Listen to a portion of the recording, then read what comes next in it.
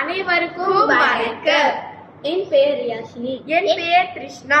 என் பெயர் தனுஸ்ரீ. நாங்கள் 5 ஜெயம் மாணவிகள். இன்று நாங்கள் ஒரு பரிசோதனை செய்ய போகிறோம். ஆமாம், நம்முடைய சிக்கல் என்ன கிருஷ்ணா? நம்முடைய சிக்கல் கோலி நீரின் அளவை அதிகரிக்குமா? ஓ அப்படியா, சரி. கோலி நீரின் அளவை அதிகரிக்குமா தனு? ஏன் இந்த குழப்பம் தனு?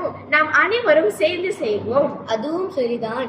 நாம் அனைவரும் இந்த சிக்கலின் தீர்வை காணுவோம். எங்கள் பரிசோதனையின் கருதுகோள் கோலிகளின் எண்ணிக்கை அதிகரிக்கும் போது நீர் மட்டத்தின் அளவும் அதிகரிக்கும். இப்பொழுது நாம் மாறிகளின் கூற்றை பார்க்க போகிறோம்.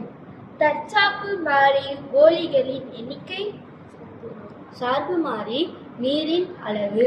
இப்பரிசோதனைக்கு தேவையான பொருட்கள் கண்ணாடி குவளை, நீர் மற்றும் கோலிகள். முதலில் நாம் A கோலையில் நீர் மட்டுமே இருக்கும். B கோலையில் நாம் ஒரு கோலி போட வேண்டும். C கோலையில் 2 கோலிகள் போட வேண்டும். D கோலையில் 3 கோலிகள் போடப்படும். இறுதியாக கோலிகளின் எண்ணிக்கை அதிகரிக்கும் போது நீர்களின் அளவும் அதிகரிக்கிறது.